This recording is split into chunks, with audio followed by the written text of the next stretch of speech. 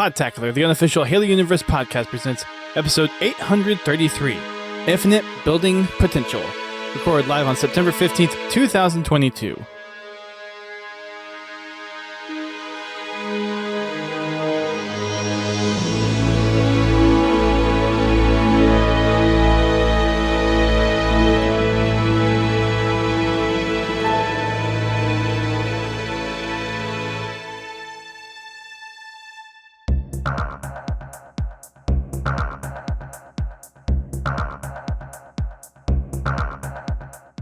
Hello everyone, welcome to Podtacular, the unofficial Halo Universe podcast. I am one of your co-hosts, Duststorm. I'm your other co-host, Godzilla T. GT's back! Yay! Welcome back. We missed you. Before we get started... Obviously the news did not slow down. No, it did not. I would like to thank everybody for the well wishes. My wife was having some chest pains. Turns out it probably is a pulled muscle. Not anything bad. Well, I thank everybody for your well wishes. Hopefully we don't have to do that. Let's not, shall we? I don't mind staying up till 10 o'clock at night as long as I'm, on the podcast or playing video games. Emergency room. Yeah, when you're... yeah. Anywho. But yes, lots of stuff that you were not here to talk about last week, but yeah, probably retouch on a couple of things, or a few things that that Accelerate and I did not touch on last week that we'll probably touch on a little bit this week. And of course, there's some big news out over the past week as well. Bonnie Ross has left 343. Mm-hmm. We've got a new article series about Forge with a video talking about building in Forge in a 4-part series that we'll talk about a little bit. And, of course, a few other little knickknacks that we'll get to in a little bit. But before we do that, let's do a little Podtacular recap. And this time we're looking at me for Fraggin' Friday because I was Duststorm, how did Fraggin' Fridays go last week since I wasn't there? It sucked. Why do you say that? So I came to this realization last week. The way true skill and matchmaking works in Halo Infinite, it's not kind to groups that have a wide diversity of skill sets. While Keys and Bobby had a good time playing the Yappening, it was horrible for me. Welcome to my world. We won like 50% of the games, but like last week it just hit me as like, I'm not having fun because I'm not doing well and I'm getting decimated. And yeah, while the win percent is about 50%, I'm not having fun. And it's the Yappening. We played the Yappening all night. Eventually, when it got to about 11 o'clock, I turned off the stream and then went solo. And guess what? I started having an okay time because I was with other people that were my similar skill and I wasn't just getting decimated every time I got the glint of a sniper scope looking in my direction. Yeah. Yeah. I don't know what they did different in Infinite with the skill-based matchmaking, but it feels a lot different than Halo 5. It's very different. And I think the part of that is from what I've seen explained by people who play a lot more matchmaking and have dug into it a lot more than I have. All the playlists adhere to this strict matchmaking to really force that 50-50 game. Mm-hmm. Whereas previous games, those social playlists, that restriction wasn't as rigid. There was a lot more, okay, if this is kind of your range of skill, then we're just going to find stuff that's within that range. And where this is more specific of, we're going to put players together that's going to cause that 50% win rate. Well, this particular matchmaking setup can actually predict relatively accurately your kills and deaths per match. Mine's actually, don't get me wrong, there are games where I just turn it on and I totally blow the system out of the water. But overall, that line it follows pretty damn close, especially between the wins and losses. There's something in that system that it's like it's rigged against you once you get to a certain point. I do there needs to be some work done on it, but only for big team. When you're in a 4v4 competitive, not Fiesta, just Right. like SWAT, Rumble, Team Slayer, Objectives. stuff like that. Yeah. Objective take. There needs to be a relatively strict skill rating that's adhered to. When you get to like big team or fun game modes like Fiesta, then Social. broaden that. You can broaden that out quite a bit. Yeah, that is something that I feel they missed the mark on. But honestly, I still have fun. I was playing. I've already completed my yappening. I was playing through it, and don't get me wrong, we get into a snipers match. Right. The announcement trailer for the yappening. Yeah, the guy on the base is me. Yeah. I look up and there's. Yep. Anyway, all these snipers glints. But overall, I've had a lot of fun with the yappening. But yes, I do think they need to work on social. For social stuff, I don't mind a connection-based matchmaking system. That way, everybody gets a good, stable game. It's just when you start getting into the smaller groups, like 4v4 or solo, that's when the skill-based really needs to ramp up, in my opinion. And just as a side note, that is why I don't play PvP in Destiny, because they went strictly to a connection-based matchmaking system. So, I'm matching against the keys and the bobbies and the mint blitzes of Destiny. And it's no fun when that happens. I hear, a lot of these people that are vocal about it, say they can't find games. I'm sorry. When you're at that level, you yourself are limiting your games with your skill. I'm not saying it's bad that you're good at the game, but having you in a game with me, that is a bad thing. Sure. Now, if it's big team, then it's a little less critical to have everybody on the same playing field, because there are a lot of other factors in big team. But it just, I don't know. I think there's a lot of... There's room for improvement, but I have no idea on how they could improve it. I think the way they match needs to be reverted more back to the way it used to be. It doesn't need to be this strict, hey, we're going to match you up where your win percentage should be about 50%. It's like, no, match with similarly skilled. Like, if someone goes on a winning streak or a losing streak, that's okay, as long as it's at least similar. But it doesn't need to be this, hey, you won a game, okay, now we're going to throw the next hardest tier at you. Oh, you won 2 games in a row as a platinum, we're going to throw all diamonds and onyx at you. Like, that's what I see on social media, and and I agree with that. It's the system should not be responsible for determining if you win or lose. Oh, that's kind of the argument is it's the way it's matching is influencing. Like I said, it's not determining, but it's influencing. Right. Heavily. Which I think is not a good thing. No. If you're a diamond player, you should match with other diamond players. You start getting to the top of diamond, you should start matching onyx players as well. If you're a silver player, you should not be matching diamond players. Right. If you're a gold, like a gold 1, you shouldn't be matching diamond players. But yeah, I mean, short of it is, I mean, for what it was worth, yappening is kind of exactly what it is. It's super Fiesta with all the game modes, and honestly, I could care less about the snipers, BTB snipers, and bulldogs game mode. The Skockets I've had fun with.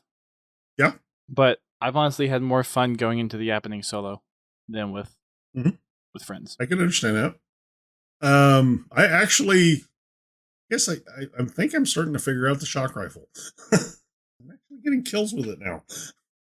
It's literally hit or miss for me. Yeah, well, It's like you either have to same get here. the headshot as like a sniper kill, or just have to keep zapping people until they. I. The weird thing is, I find my aim is better after I play Fortnite for a little bit. I don't Get you know warmed up. why. Yeah, I don't know why, but like whenever I've like played Fortnite for the day and I hop in Infinite, my aim is suddenly like better. I don't know. Yeah. I don't know why. Maybe it's because I'm like I play Fortnite because it's one of those easy. I can just sit back and play it. It's not nearly as sweaty as Halo is. So maybe I get comfortable into the aiming mechanics, and then that helps right set me for Halo. So instead of getting frustrated with the aiming, I get frustrated at the game and all the crappy skill that it throws at me. Yeah. Anyways, but yeah, so that was Fragging Friday. We'll probably do some more tomorrow as far as yappening if people are up for it. Otherwise, head into the Discord, vote for the game. We only had 2 votes last week, or 1 vote maybe. And I wanted to play the yappening and get my stuff done. And I got my capstone, so I got the little wart charm. Yay. Seen what it is for this week. But I had 3 challenges left, and it was like 9:30 Sunday night. I'm like, screw this, I'm going to bed. I actually got it done on either Sunday or Monday. Like it did not take very long to get through all the challenges. No, I did have to swap one. I did swap one. So far, what I've seen of the challenges this week, they seem. So I'm probably gonna try to capstone it again because yeah, like Bobby said, there's the gold circles visor for the capstone. So I'm probably gonna give that a go. And I want a black visor again. Yes. Actually, I would like to have all of George's armor, please. I'd like to have the Mark 7. Just Mjolnir Mark 7. You know, that like should just be armor. Like a legendary completion armor like every other Halo game has been for the past 20 years. Like, how is that missed? It's like, that's a staple of Halo. Yeah. Like, all those weapon things should have been, okay, you're unlocking parts of Master Chief's armor. Or parts of the other Spartan's armor that you find throughout the campaign. Like, that would have been made the most sense for those weapon lockers. Or their armor lockers. Actually, I think it would be neat if the armor lockers contain different things on different difficulties. That too. That way you have to play through the different difficulties to unlock everything. Or at the very least, easy through heroic or the same, and then legendary is different because that's been a thing too in the past where it's like legendary is special. But Fotis. Yeah, Fotis. Yeah, you could. With the horn. Anyway, you totally could. Well, it sounds like despite your troubles, you still had fun. Ish. I mean, it was fun to play with friends. It sucked playing the game specifically because whenever we were in game, just game destroyed. But yeah. So let's move on to some news. Obviously, last week you missed the whole roadmap to Halo Infinite coming over the next 6 to 9 months or so. Any initial feedback on what we're seeing for the winter update in Season 3? So far, I'm liking what I've seen for the most part. Let's see. We've got the Forge beta coming. We've got the network co-op that is coming in the winter update. There is something I want to touch on that. I hear these people just going straight to negative Nancy. The co-op, couch co-op. Oh. No, it's canceled. It's canceled. It's not. Yeah, it's canceled. No, it's not. Yes, it is. It will come. No. It will come. Yes, it will. Straight from Joe's mouth. It's not. It's canceled. Yeah, it'll come. It's canceled right now, but it will come. Anyway, the reactions were uncalled for. Just the stuff that I heard about that, it's calling for people's heads. No, you don't do that. Ever. No matter what you think, this game is not your creation. I don't If think you that's, don't like it, I don't even think that's. It's like just don't do it to anyone ever. Like it's right. not Well, around the games. it doesn't matter with anybody. The games that you play are not your creation. You have no say in what gets done. You can suggest to the developer that they add something. You have no right to demand it. You have no right to call for people's heads, call for people's jobs. I mean, the only way that you can quote unquote demand it is by your wallet. If you don't like it, don't buy the damn game. Yep. And for all the negative Nancy's about multiplayer, make your suggestions. That's fine. Don't like it, uninstall it. It's free. It doesn't cost you a damn dime. You don't like the microtransactions?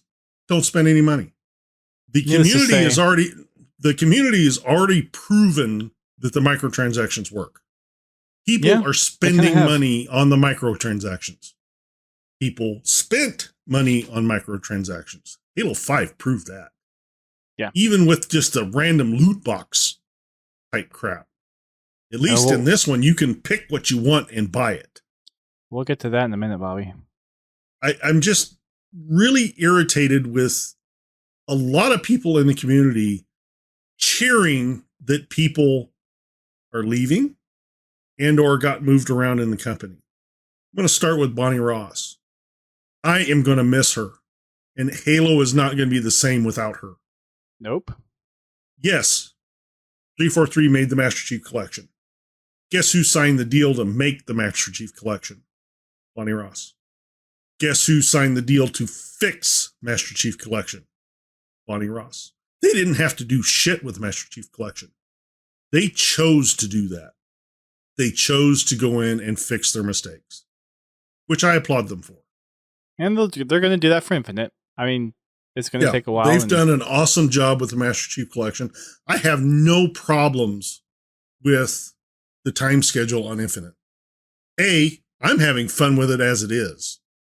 And if you're not having fun with it, you don't deserve to play video games because you look at it in a totally wrong way. This is not life and death here. This is for entertainment. If it doesn't entertain you, do something else. Find something else. Yeah. Now, Forge, I'm really looking forward to. I've already seen some of the stuff that they've been making with the leaked build. And after that came out, God. they kind of let the Forge Council let loose a little bit. Yeah. Which is great. I mean, it's a hype train for it, which I mean, kudos to them because like everything that has been coming out has been I think Forge has been the biggest stepping stone in every game. Like it's changed the most between iterations of games. Obviously, other than like graphical fidelity. But if you take a look at Halo 3's Forge to Reach, to 4, 2 Anniversary, and not too much of it. 2 was kind of a... It's more 4. 5, and then Infinite. It was a huge leap. Like, it's this exponential curve. I mean, you can even take it back to Halo 2 custom games as like, that was the Forge. Like, just a great custom game. So you start with custom games, make full-on maps, all the additional fun game crap that you could do with, like the minigame stuff that you could do with Reach, and kind of plateaued a little bit for 4. And then everything just has been skyrocketing since 5. Actually, in Halo 4, it snowballed a little bit. There was a lot of good customs in. Oh, 4. Sure. I mean, it wasn't. I think the step from Reach to 4 has been kind of dwarfed over. It was much smaller. I mean, there was some significant stuff, but it wasn't like. Yeah, there were some improvements. It wasn't just blaringly. Undo, redo? That's huge. Oh, there's a lot of huge things in 4. Oh, yeah. Oh, yeah. I like their little demonstration of what they were showing off. So just to recap on that real quick, there's going to be 4 parts to their kind of Forge video and article series. The first part was building. So they went over some of the new building capabilities, how everything's laid out. A lot of things are very similar to how Halo 5 Forge worked as far as menus and some of the customization. Of course, they've blown that up. We'll get into some of that detail. The next one is going to be scripting, which the node graph is a very powerful way to do kind of simple style coding in a way. And then there's going to be one on lighting and then one on content sharing.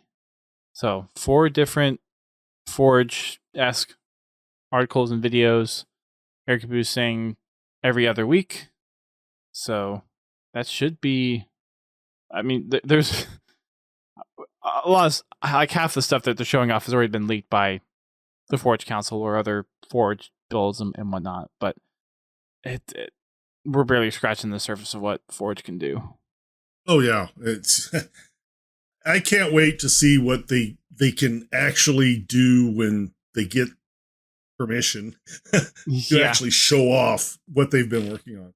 Because these guys are working on maps, and they'll have maps out day one. I hope the scripting stuff and they go over the AI, how that works. I would love to see how that does. The 2 new maps. Yep. One or both was created in Forge? Both were created in Forge. Okay, yeah. Both of them are Forge maps. Mm-hmm. And until they said that, just to kind of give you an idea. There's so many capabilities in this Forge. Mm-hmm. There's so many optimizations that they've made. Yeah. And we give, collectively, the community, we give a lot of crap to 343 about the new engine and how little they've been able to make updates to the game because of all the issues with the engine that they're now trying to fix and everything. Which, yeah, I mean, it kind of sucks that, okay, they built this engine and supposedly they were supposed to be able to iterate more quickly on it, yet they can't iterate more quickly on it. So that's I think, a just frustration. But the fact that what they have shown off with their ability in Forge is going to be, I hate to say the term saving grace of the longevity of Halo multiplayer, but tradition has shown customs that customs has always been the saving grace for multiplayer. Yeah. And it always will be. One of the best things that Halo 3 brought to multiplayer was not the shooting mechanics, because they sucked. Was Forge. Right. The ability to create custom maps, the ability to tweak settings, to move weapon spawns, change weapon spawns change the way on the an map individual feels. basis. Right.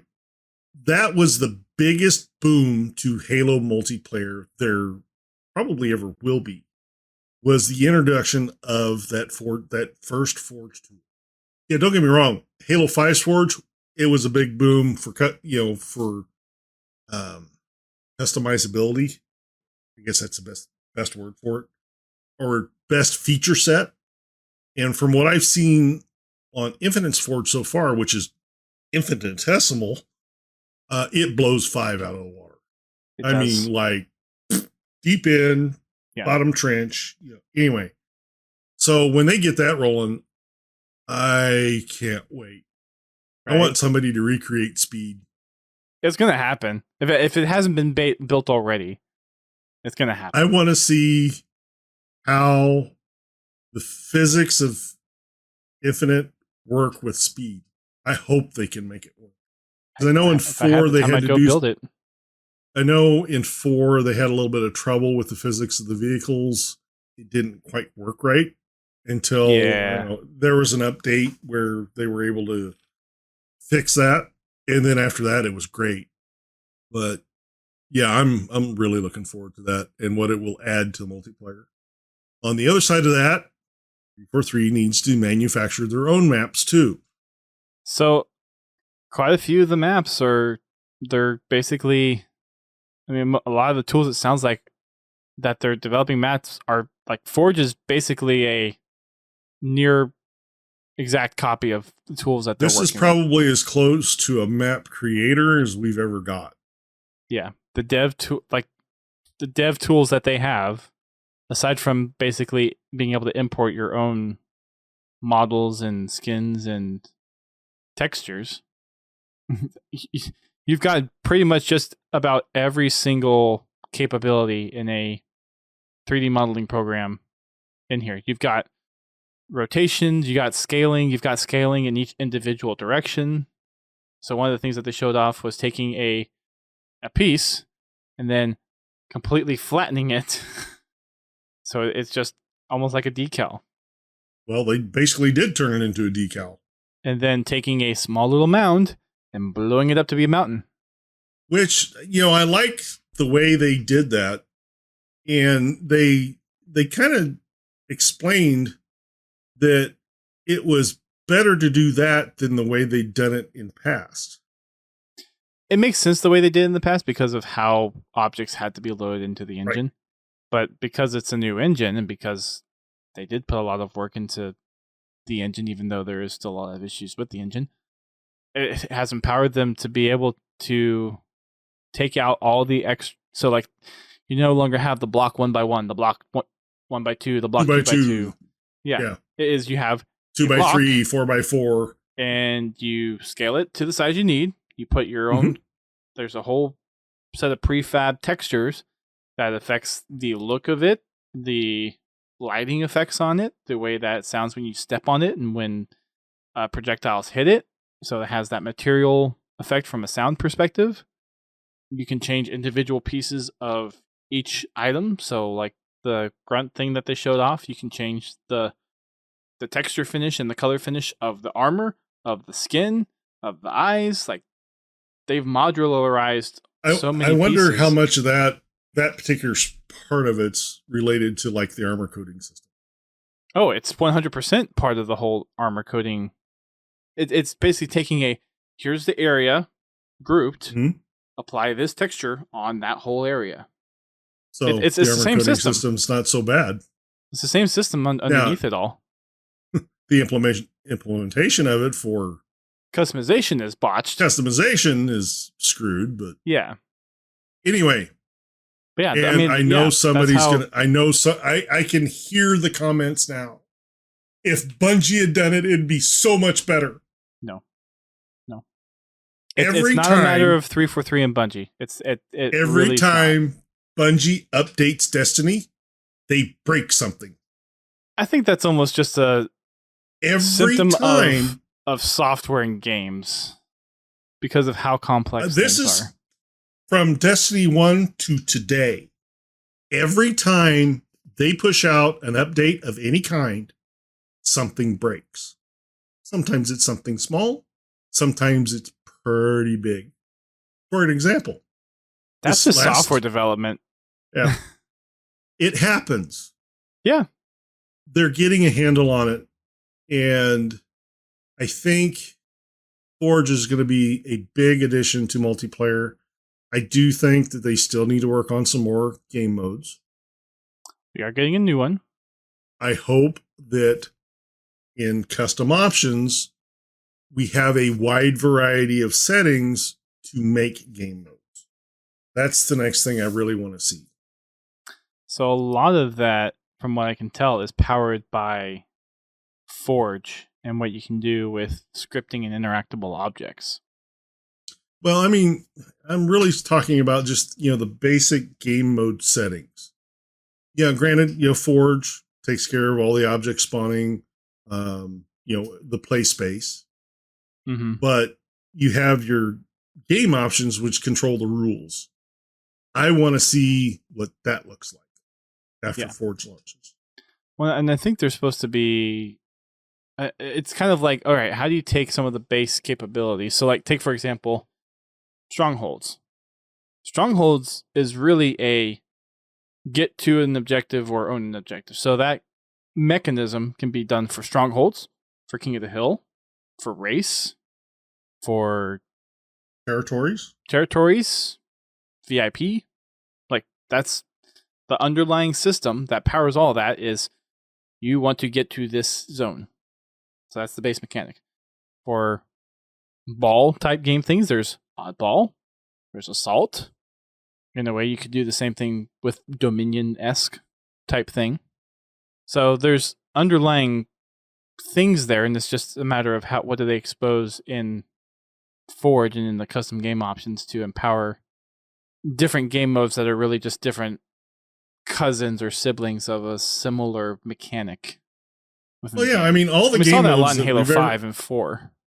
Yeah, all the game modes that have ever been in Halo are a derivative of something else.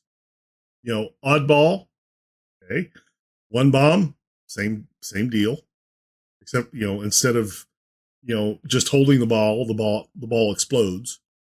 It's the same thing. Then you have Griffball, community made. You have like territories, King of the Hill, just multiple hills. You have of course your simple 1 flag, 2 flag, infection. It's a variant of Rumble Of Pit. Slayer. In fact, well, yeah, it's Of Slayer. Slayer basically. Yeah. Slayer with team changing.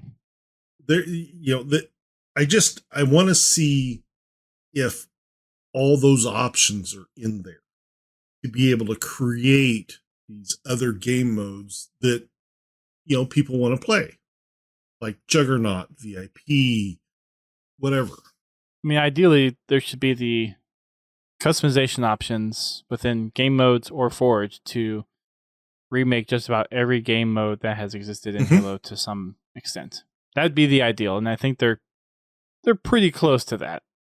I don't think they're fully there, but I think they're pretty close, and they have obviously more plans to implement more things after the beta launches for Forge. So, on to the next thing. I'm not so sure about the Shroud screen. I mean, Valorant is the thing that comes to mind when I think of the Shroud screen, and it's a very useful tool, and it forces a lot of strategy. So I see that as I even see it making its way into HCS, honestly, because then there's that risk reward. I'm not saying it's interesting. I just I haven't figured out how I would use it yet. Gotcha. It's like, I mean, you can throw it out there and then it can cause your enemy to think. Yeah. And in that moment, you might be able to take advantage of it. I think it's going to be a lot more useful or they can call your bluff. Arena than it's going to be in BTB. And I think that's what it's geared towards. It's that area of denial and causing a risk reward. It's like, okay, you can throw it down and run, and then your opponent has to figure out if they want to go in or not. Figure out if you're actually there. Yeah. And something that Accelerate and I were talking about on the podcast last week is if someone's in the Shroud screen, you block hit markers. Like if someone's in the screen, like, because obviously you can shoot into it, you just can't see it. All it is it's just a wall. It's just a sightline block. It's a visibility, yeah. Like, do hit markers get canceled out now? Does the threat, like, how does the threat sensor interact with it? Well, the radar is disabled, so you can't see out with your radar, and they can't see in with the radar. Right. So I would imagine the threat detector would be the same way. Could be. Because, I mean, the threat detector now that they fixed it, you can't see through walls with it anymore. You can. Yeah, you totally can. The whole outline. Yeah. What was it? Maybe they changed the range of it or something. They changed something with that. Anyway. No, threats should light someone up regardless of where they are if they're within the pulse range.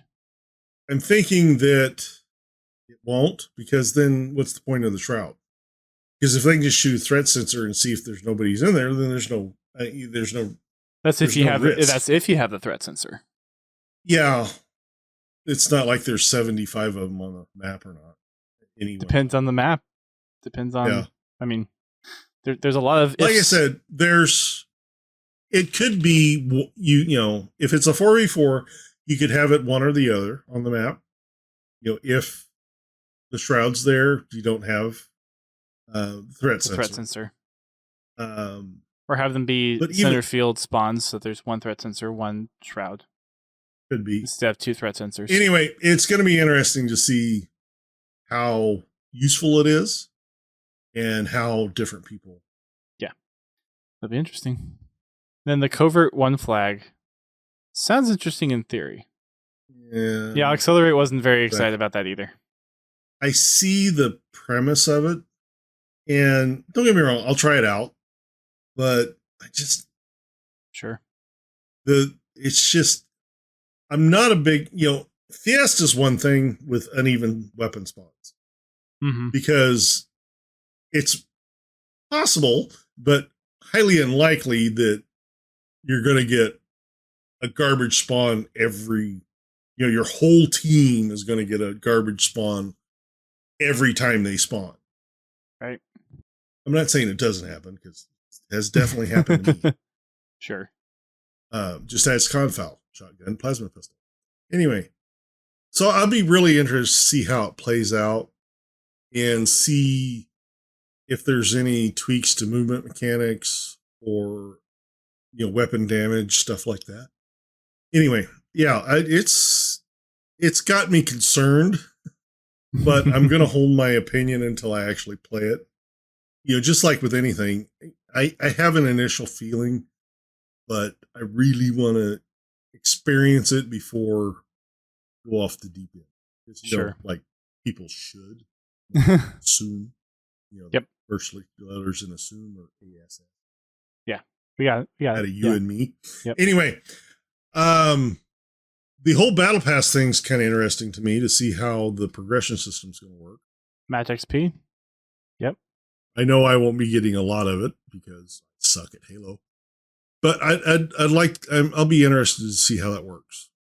Something is better than nothing. Yeah, I was never really a big fan of the match XP system in Reach, because it was rare for me to have a good match. I mean, honestly, the only reason I got as far as I did in the tiers on Reach is because I had somebody feeding me boost codes. I mean, I think the point is the challenges are the big cash-ins, but the match XP is going to be the slow trickle. Like, you can progress, but those challenges is what's going to really. Like I said, I'll be interested to see how big that trickle is. Is it a drip every 10 minutes? Or is it a drip every 3 seconds? Yeah. It's a good question. But overall, everything that they talked about in their little video, I was happy with. Couch co-op thing, I still think it's going to come, regardless of what anybody said. It's not coming. Like I said, I still think it's going to come, just not right now. Anyway. It's canceled, man. Sure. This is 343 saying it's canceled. I know. We got 10 years of this game. Things change. It's not coming. Anyways. That's all right. I'll probably be dead by the time this game's over with anyways. So aside from the winter content update, that we got the season 3 as well. So another couple maps, some more story to go along with it, the new equipment, and the new weapon, the bandit. DMR. Yep. Short range DMR though. Yeah. I'll be interested to see how that works. Yeah. I'll be interested to see how it pairs up against the stalker rifle. Now, I know the stalker rifle is more of a long-range weapon, but try to shoot somebody across map with it doesn't work. The snipers and the whole acceleration, the looking mechanic in Infinite is so different than every other Halo game. You definitely have to get in there and tweak the settings. It just doesn't feel like any game in the Master Chief Collection at all. Well, yeah. Halo 5 doesn't feel like any game in the Master Chief Collection. It feels a lot closer to MCC than Infinite is. A lot closer. Yeah, no, not to me. Every time I fire up MCC, it takes me 20 minutes to figure out how to shoot the damn guns again. That's with me turning off Halo 3 because I don't even bother. Well, Halo 3, the aim is now... Still sucks. Not as bad as it was. The aim is the same system now. If you have the universal aiming, it's they update not the aiming. The bullet travel. Well, yeah, but that's not aiming. That's bullet travel. It still screws with my aiming. Yeah, you just have to lead your shots instead of it. Yeah, that's what they said back in 2007. Yeah, you just gotta lead your shots a little bit. Bull. But you did. I mean, I sucked at it too. Don't get me wrong. The guy's standing right in front of me and I still can't hit the damn guy. I mean, when the player is running directly at me, I shouldn't have to lead my bullets. We got undo redo for Forge, which you mentioned earlier. Mm-hmm. The fact that the monitor is now no clip, so you don't have to travel around objects to get to something that you're trying to get to is nice. Big time saver. Yeah. Big time saver. Yeah. Hey, you can actually go wherever you need to go to build your map and not try to fly around and then delete something to put something that you missed and then try to put it back. And then try to put the other thing back. Right. So no clip is a huge change. According to Michael Shore, the undo redo and the no clip were the two like top priority things for him to get addressed in Forge. The scaling objects in any direction, so actual scale of the whole object or be able to scale in the X axis, the Y axis, and the Z axis independently is huge. Gives a whole nother take to what you can do with pieces in Forge. And you can name objects and groups of objects in prefabs. Which is really important with large constructions. Yes. If you need to change one piece, you can just... Oh, and you can search for the names too. Yes. You can search through things. You can... there's a whole bunch of properties for every object in there. They said now that the item limit or the budget, we're still calling it a budget, for Forge is now 7, upwards of like 7,000 objects because the way that the engine processes static objects no longer is as taxing on the game engine as it was in Halo 5. Well, the deal with Halo 5 is it treated everything as a dynamic object. Right. It treated everything as if it was going to change states. In Infinite's Forge, things like the floor, the doors, the ceiling, the walls, it recognizes that those items are not going to change, and it can treat it as just a picture. Well, it's not. The solid. Yeah. I'm dumbing it down. Instead of a object that needs to be ready to move, it can just be decoration. Mm-hmm. Granted, it has to have physics, so that you can't walk through it, or mass or whatever you want to call it. But that obviously was a big boon to the budget. Mm-hmm. To go from 1,300 objects. 1,600 hours. 7,000. There were just over 17,000 individual Forge objects, but the budget count for Halo 5 was a little over 1,600 of what you could actually put into a map. And another thing kind of touched on this earlier, for the materials is being able to, again, custom material type, custom color, being able to apply to any block and then any different sections of a piece or object, as long as it's available there in the menu to customize. Like I said, the people that have just created on the existing maps that are in Infinite right now, just redressing sets or redressing maps, building small maps inside the bigger maps. Mm-hmm. Unbelievable. There's one, I would credit the forger's name, but I don't remember it. But he made a little apartment on Bazaar, I think it was. And he shrunk things down. That you're talking shrunk about. Things down to make a keyboard for a computer. A keyboard. You just ding. Yep. And it was all to scale. It was scaled for a Spartan.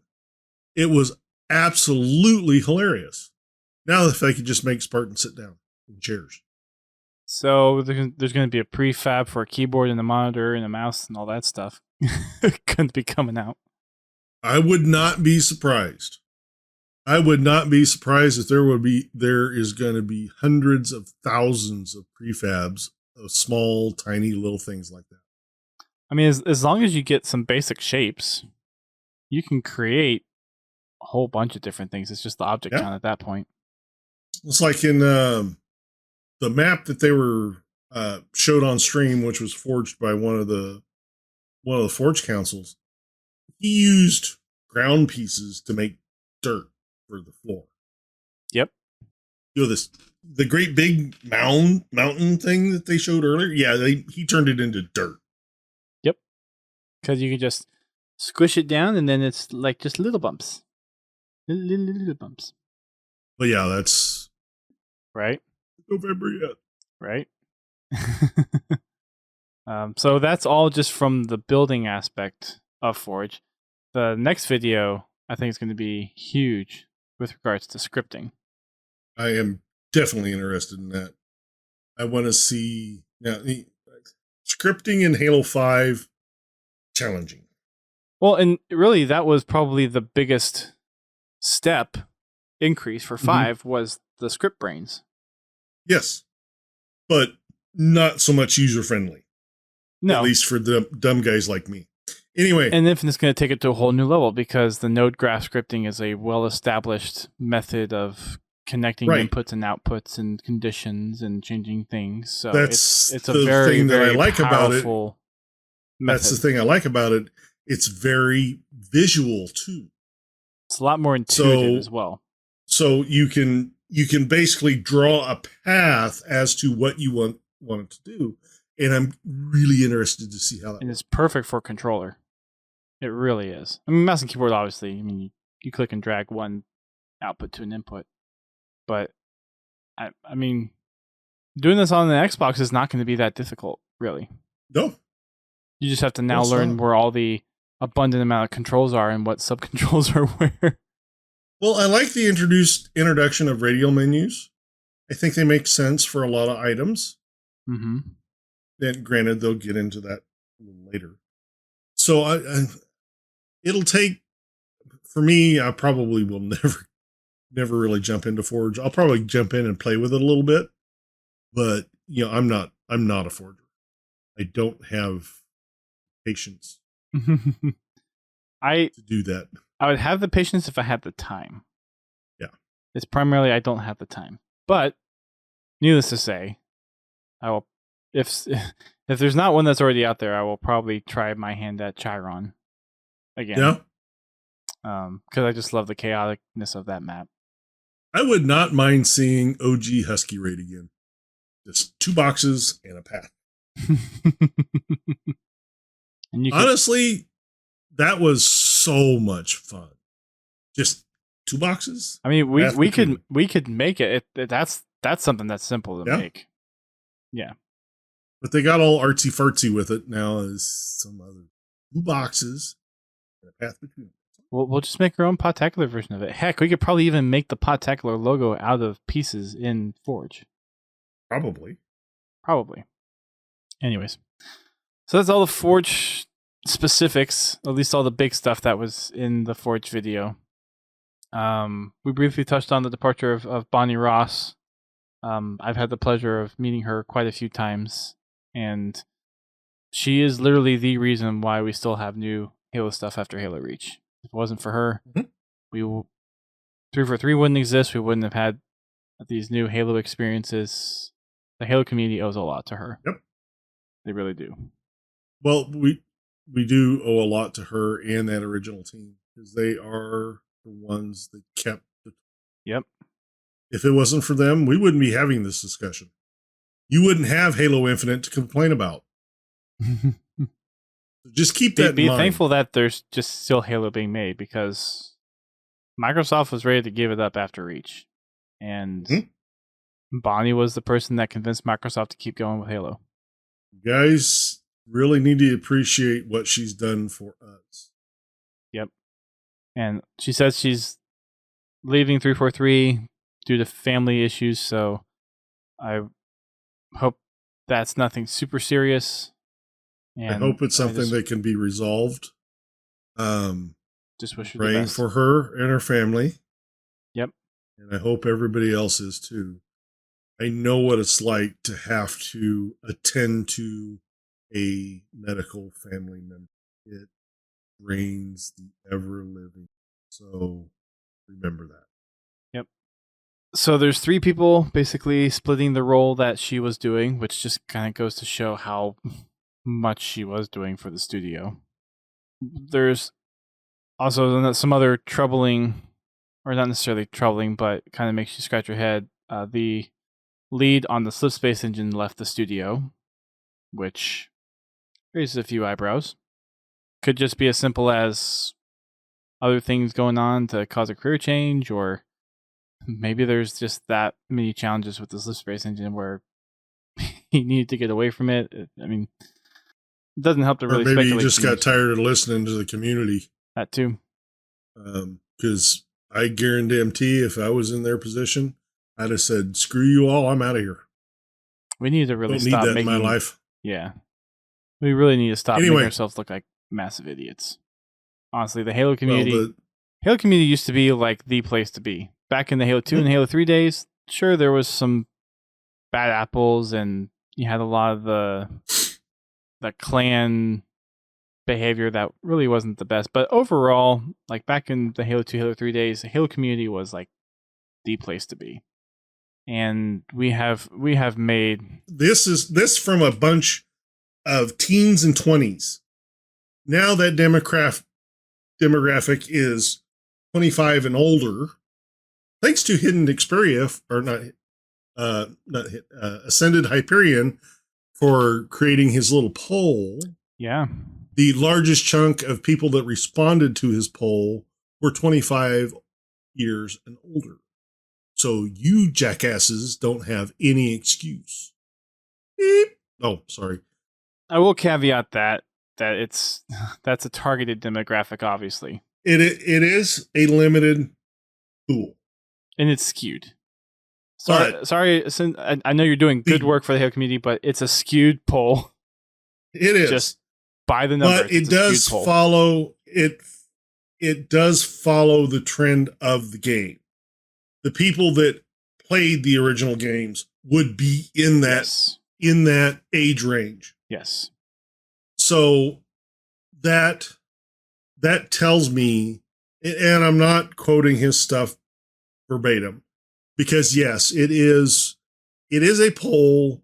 It had a somewhat large response, but I mean, it had a great turnout. Yeah, it had great turnout, but it does not, I do not feel that it represents a good section of the Halo community as an entirety.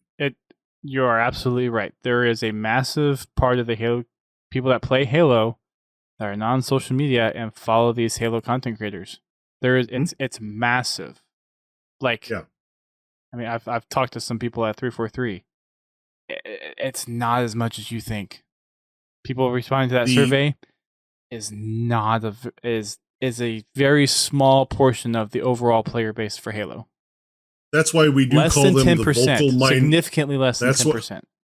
That's why we call them the vocal minority. Yeah. Because they are. And I mean, to be fair, like, yeah, if you're passionate about something, you're going to want to talk about it. You're going to want to say your piece about it. And I don't have any problems with that. No. But how you do it, I do. There's a right way and there's a wrong way. And a lot of people are choosing that wrong. And it's making us look like a bunch of pricks. Mm-hmm. What you put on your YouTube, your Twitter, your Reddit, your Instagram, your TikTok, whatever, it does shine poorly on all of us. It does. And ask me how I know. Just a quick question. When you take your car in to get worked on, how many mechanics do you actually trust to do the job correctly the first time? How many times do you look at that guy across the counter and ask, is he screwing me? Or is he telling me the truth? Doesn't cross my mind. Yeah. A lot of people it does.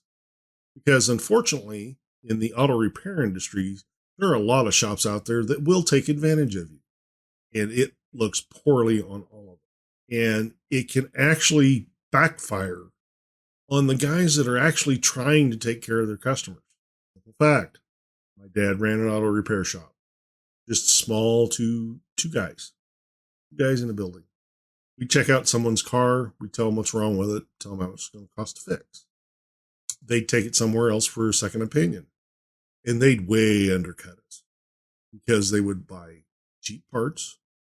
The funny thing is they were cheaper than us, but they were actually making more off the customer than we were.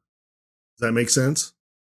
In a twisted Next way, time yeah. you go to one, next time you go to one of those chain stores, pick one. Just pick one.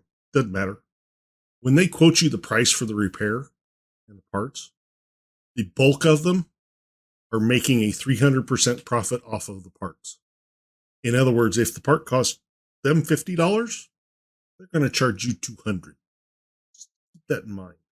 And that same mentality happens with communities like ours. You get the people that are the bad seeds, that have loud mouths and no brains, and it reflects poorly on all of us. And it makes it to where the studio is not going to be open with us. They're gonna. I mean, that's what Bungie's done. People are backlashing and hating on Bungie, and it's like, okay, well, we're not going to tell you jack anymore. And guess what? 343 is not going to be open with us if we can't be mature and take what they're going to give us. They're just not.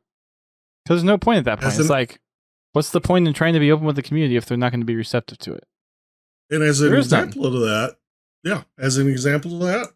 just Bungie. Bungie just implemented a change into their PvP. You now can be banned for quitting a social game. And you get one warning, do it again, it's 30 minutes. Now, I'm not saying Halo doesn't have that. You quit out of a game, you get a warning. Say, hey, don't do this again or you'll be banned. Because they understand that life happens. Yeah. It's like, oh, something happened. Okay. It's like, yeah, I get it. You quit out because you need to go somewhere. But that usually only happens infrequently. So when you make it a habit. But they generally only do that in the more competitive play, is where they get more aggressive with that. So anyway, back to Bungie. They said nothing about it. They just did it. They just did it, and it happened to someone, and they made a post about it. So keep in mind, 343 doesn't have to tell us jack. They don't have to provide us with a roadmap. They don't have to do these infinite updates. They can just launch the stuff or not launch the stuff. They could just decide, yeah, too bad, we're going to move on to something else. Totally. And at the end of the day, everyone at that studio is a fan of Halo. Each person has their own unique way of thinking of what Halo is, thinking of how Halo should be. And no one person is going to be happy with every aspect of Halo. It's just not going to happen. It's like me and Dusk, we agree to disagree about Pizza Hut. The response I got back was good on Pizza Hut.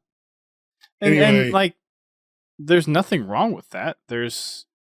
But you can't threaten someone's life over a video game. Yeah. It makes no sense. Or call for their job or harass them on social media, call them names. It's stupid. Again, that demographic, you guys are 25 plus. Matter of fact, if you're 20 and up, grow up. 18 and up, grow up. Grow a pair and become an adult. Life's not fair. And life doesn't go your way. Should figure that out by now. Yeah, if you're 9 or 10, I could kind of let it slide, but if you've made it to your late teens, you ought to know better. Yeah, there's some teens out there that probably don't know better. Like I said, definitely 21 and after. I said should know better. Should. I remember being a teenager. I remember how stupid I was and the dumb shit I did. Oh, I was naive about the world until I got into college, and there were still things I was naive about the world when I got out of college. I was lucky. I grew up in a world where I saw the consequences if you made a poor choice. The stuff, I'm not that book smart. Matter of fact, most of my mechanical skill I learned by doing, not by reading manuals, not by going to classes. I learned how to do it by doing it. Same with working on computers. Yes, I do research on the internet, but I learned it by doing it. Where Dust, I'm sure you're probably the complete opposite. No, I'm a learn by application. That's how I learn. But it's just, I grew up in a situation where you couldn't afford to be stupid about life. Whenever you made a decision, you had to consider the consequences for what you did. Don't get me wrong, it didn't stop me from doing some stupid shit. Matter of fact, there's some stupid shit that unintentionally harmed other people. And I still regret that to this day. That happened 30 years ago. So, anyway, people, you need to learn to be an adult about how you interact with people on the internet. Quit hiding behind that name, the anonymity that is the internet. Remember that the people you are prosecuting are people as well. They're not just you. If you wouldn't say it to their face, don't say it. And in a lot of cases, you just don't say it, period. If you wouldn't want to be treated that way, don't treat people like that. It's a pretty basic command. And it reaps rewards if you live that way. Anywho, I mean, I'm a forerunner because I supported the studio for the last 11 years. I didn't agree with a lot of things. I would volunteer, but they don't want my input. I don't agree with a lot of things. Initially, I did not like the Halo 4 campaign. There were things in Infinite that I don't like and still think they should fix, like the customization. And I mean, yeah. I'm sad that there's not going to be couch co-op, but I'm not going to flip my over it. Yeah, I get people. That's a core part of Halo. That's been at the crux of the story experience, is being able to play on the same console with family and friends. I get it. It sucks. I'm not happy about it, but I'm not going to lose sleep over it. I'm not going to threaten someone's life because I didn't get something that affects my overall well-being in life. Mm-hmm. You have time to go complain about something and really put that much effort into threatening someone's life. Just go somewhere else. Spend your energy somewhere else, being positive and enjoying something instead of finding ways go play Warzone, go play COD, go play Apex, play Destiny. The world's dark enough for people to be threatening people's lives and being negative Nancy's. It's okay to be upset. It's okay to be frustrated. It's okay to not agree with the way the studio's doing things. Yeah, it seems like it's pretty evident that the management at 343 hasn't handled the franchise very well. It's like, yeah, I totally agree with that assessment. It sucks to see Bonnie leave, yeah. It sucks to see some of these other people rotating out. It's going to cause a lot of change for Halo. We'll have to see if it's changed for the good or for the worse. But and there Pins go with his 10 gift subs. So check that off your bingo card. Yep. Anyway. It's not going to help me tonight for my bingo card, but yeah. Not me either. Yeah. I'm sad to see Bonnie go. As am I. I hope that her life straightens out, and I hope she's able to enjoy it. She's been nothing but a positive influence, in my opinion, of the Halo franchise. I can only pray that I get the chance to meet her someday. I was kind of hoping to be able to do that by now, but COVID. Yeah. Anyway. Dang COVID. There is very few people in the world that I'd actually want to meet. Bonnie was one of them. You know, people think, oh, well, don't you want to ever meet a superstar? No, not really. I mean, I've met a lot of people that I've wanted to meet in the gaming industry. I mean, it's all revolved around Halo, but I've met Bonnie, I've met Kiki, I've met Frankie. I can walk up to them and they know who I am. I mean, I would just like to be able to come up to him and say, hey. I can walk up to Marty O'Donnell and he knows who I am. I can walk up to Grim Brother 1 and he knows who I am. Heck, I could text him and he'd probably text me back. I've gotten to know you. There's a lot of good things that have come out of 343 that I appreciate. Have they had their issues? Yes. A game studio that doesn't, especially when they're first starting out. And just because we're supporting the studio doesn't mean that we're jaded, and doesn't mean that we're sucking up to them. It's just we just understand they're human. Well, I want free tickets to Seattle, man. Come on, I'm begging you. No, it's a difference between supporting anybody who says that is looking to gain from it themselves. Oh, that's 90% of the social warriors out there. Yeah, I don't care if they give me anything. I don't care if they fly me to Seattle first class, put me up in the Hyatt Regency Hotel or whatever swanky hotel they got in downtown Seattle. I don't care. I enjoy the products they put out. Have they frustrated me? Oh, hell yeah. And it's our choice to enjoy them. It's our choice. It is honestly a choice. And if you don't enjoy it, then don't pain yourself by forcing yourself to try something you don't enjoy. You have that choice. We've been on this topic long enough. We should probably move on. Really? No, we still got another hour. There was another community update that got posted yesterday. Half of it is stuff that we just finished talking about. But for the other half, they have come out and said that they are no longer pursuing purchasable Spartan points for MCC. And that's one of those deals I can't see why people had a problem with that. I don't either. Like, if people want to spend their money for Spartan points, I mean, now if they let them. If they put the Halo Infinite store in MCC, yeah, I'd have a problem with that. But if they just let you buy Spartan points, who cares? You still have to put the time in the game to unlock it, to unlock the items. I mean, they weren't going to change the way Spartan points exist today. It was just here's another mechanism that you could get Spartan points with. Yeah. It wasn't going to change the way that you currently got them. Pen, stop. Anyway, there is no reason to oppose them. I guess the community's happy that they have decided not to do it, which for me, I was kind of indifferent either way. Didn't care if they were there, if it was there or it wasn't. Same. I wasn't going to take advantage of it either way. Because guess what? I play Halo Infinite. I guess I'm the minority. I still do have some MCC achievements and you go back and get once ever. I do too. I still got a bunch of them. Yeah. I still have 4 games to go through. Anyway, there is Halo series is being filmed now. The team just made it to Iceland this week. Excited. Looking good. Excited about that. Yeah. The Chiefs took home the championship gold at the Australia-New Zealand regional finals this past week.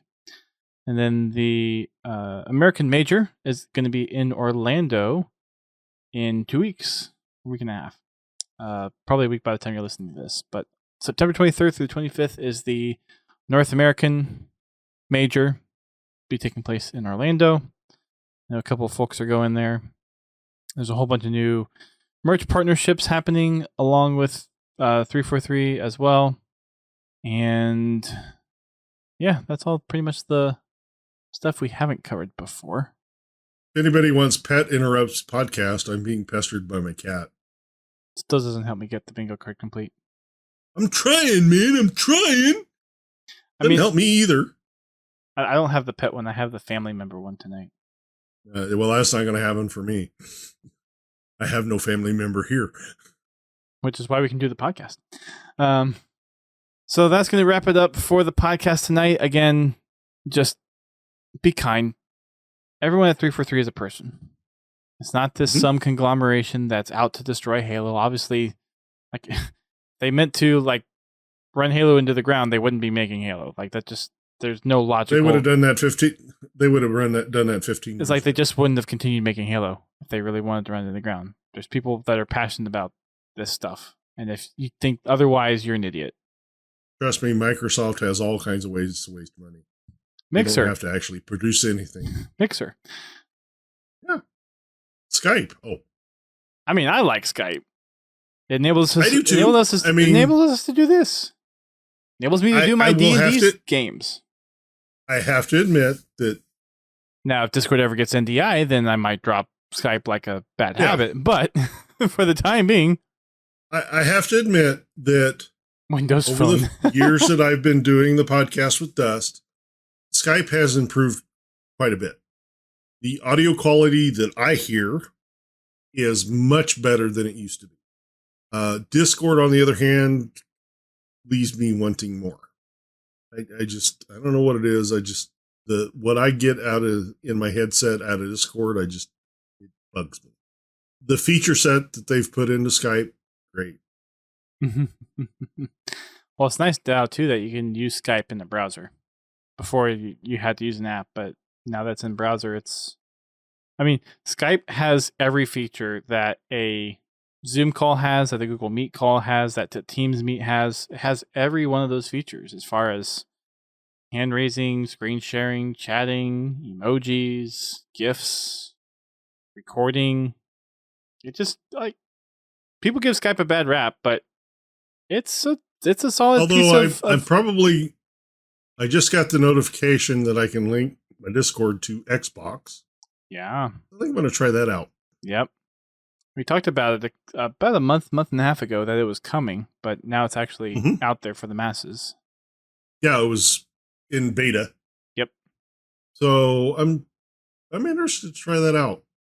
And I'm going to probably start working on an audio mix where we can get some crosstalk going for those people that are on PC that enjoy the Xbox app as much as I do. GT praises the Xbox app. Sarcastic or not, I'm taking it. Being sarcastic. Extremely sarcastic, especially as of the last 3 weeks. I just realized I could. But I may have actually fixed that. I just realized I'm potentially one square away from a bingo. Ooh. My only thing was, in order to get it, we would have had to have the clap done on stream. Well, see, you done screwed yourself. Yeah. Did the clap down after or before I pulled up the bingo card. Anyways. But anyway, I'm going to look into a way to where we can have people in Xbox and in Discord calls or lobbies to give people on game nights more variety of how to connect to the audio chat. It also allows us to get more people in the party. Since Xbox still only limited 12 or 15, something like that. Used to be 8. I think it might be 12 now. Well, I know they increased it when first dashboard update came to Xbox One. Yeah. So either the first or the second dash update. Anyway, I hope everybody has a wonderful weekend. Do not forget to hit the Discord and vote for the game you want to play. Yes. Your choices will be MCC, Halo 5, and Halo Infinite. If you would like to join in on the game night, and this happens every Friday at 8:30 p.m. Eastern Time, message me on Xbox Live at Godzilla, and there's a space there, T. You send me a message, I will send you a invite to the lobby and to the game, or to the party. I look forward to seeing everybody this Friday. I kind of missed you last week, and I'm looking forward to having some fun. At least until Bobby joins. Or Keys. Keys will be working, so we'll be. He showed up last week. Yeah, that was last week. He'll be working. Thanks everyone for tuning in. We'll catch you all next week. Until then, keep on fragging them drugs. Thank you for listening to Podtacular, the unofficial Halo Universe podcast. You can find our podcast on your favorite podcasting service and listen to us live every Thursday night at 8:30 p.m. Eastern Time on Twitch. Check out our website, podtacular.com, and join the community on Discord at podtacular.com/discord. If you want to play Halo with us, come join us for Fraggin' Fridays at 8:30 p.m. Eastern Time and Achieving Halo on Mondays at 9:30 p.m. Eastern Time. You can find us on Twitter, Facebook, Instagram, and YouTube. Become a supporter of the show by sharing the show with your friends and family, or help keep the lights on by subscribing to us on Twitch, donating via PayPal, or becoming a patron alongside Confal, Pens Halo, and Prestige Ace. Until next time, keep on fragging trucks.